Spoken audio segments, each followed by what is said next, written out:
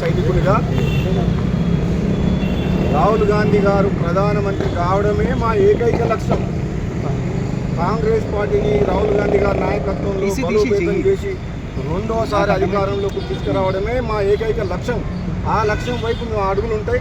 ఆ విధంగా పనిచేస్తున్న కాంగ్రెస్ పార్టీ లీడర్లను ఇట్లా కంట్రోల్ చేయాలని వాళ్ళకు అనుకున్న వ్యక్తుల్ని ప్రమోట్ చేసి ఈ ప్రభుత్వంలో వాళ్ళకు బెనిఫిట్ అయ్యే విధంగా ఒక కీలక పాత్ర పోషించి ప్రభుత్వం వెనక నుంచి నడిపేయాలని కలలుగా అంటుండ్రేమో. ఇది మంచి పద్ధతి కాదు అని చెప్తున్నా. ఆంధ్ర మీడియా అందరికీ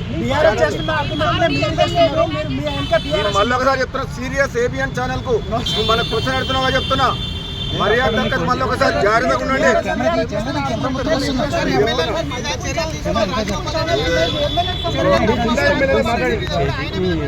ఒక విషయం మళ్ళీసారి చెప్తున్నా, మొబైల్ కూడా పార్టీకి వ్యతిరేకంగా, ముఖ్యమంత్రికి వ్యతిరేకంగా, ఒక వ్యక్తులకు వ్యతిరేకంగా విమర్శించలేదు. కొన్ని సందర్భాల్లో నిజమైన కాంగ్రెస్ పార్టీ కార్యకర్తలకు అక్కడక్కడ ఎన్నికలప్పుడు వచ్చిన ఇతర పార్టీలు వచ్చిన వాళ్ళకు టికెట్లు ఇవ్వడం వల్ల గెలిచిన తర్వాత వాళ్ళు నిజమైన కార్యకర్తలకు, నిజమైన కాంగ్రెస్ పార్టీ గెలిపించిన కార్యకర్తలకు అన్యాయం చేస్తుండ్రు. వాళ్ళని కాపాడుకోవాల్సిన బాధ్యత కాంగ్రెస్ పార్టీ రాష్ట్ర నాయకత్వం మీద, నాలాంటి వ్యక్తుల మీద, అధిష్టానం మీద ఉంది అని చెప్పిన. నెంబర్ 1. నెంబర్ 2, ఈరోజు ఏదైనా సైనికుడిగా రాహుల్ గాంధీ గారు ప్రధానమంత్రి కావడమే మా ఏకైక లక్ష్యం. కాంగ్రెస్ పార్టీని రాహుల్ గాంధీ గారి నాయకత్వంలో బలోపేతం చేసి రెండోసారి అధికారంలోకి తీసుకురావడమే మా ఏకైక లక్ష్యం. ఆ లక్ష్యం వైపు మేము అడుగులుంటాయి. ఆ విధంగా పనిచేస్తున్న కాంగ్రెస్ పార్టీ లీడర్లను ఇట్లా కంట్రోల్ చేయాలని వాళ్ళకు అనుకున్న వ్యక్తుల్ని ప్రమోట్ చేసి ఈ ప్రభుత్వంలో వాళ్ళకు బెనిఫిట్ అయ్యే విధంగా ఒక కీలక పాత్ర పోషించి ప్రభుత్వం వెనక నుంచి నడిపేయాలని కలలుగా అంటుండ్రేమో.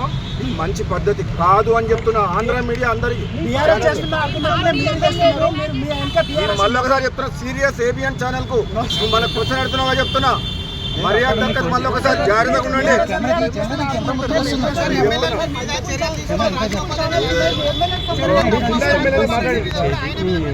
ఒక విషయం మళ్ళీసారి చెప్తున్నా, మొబైల్ కూడా పార్టీకి వ్యతిరేకంగా, ముఖ్యమంత్రికి వ్యతిరేకంగా, ఒక వ్యక్తులకు వ్యతిరేకంగా విమర్శించలేదు.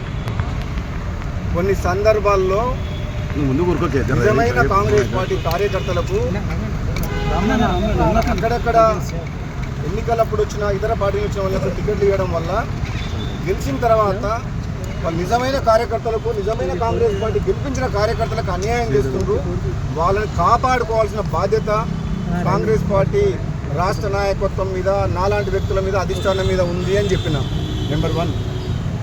నెంబర్ 2, ఈరోజు ఏదైనా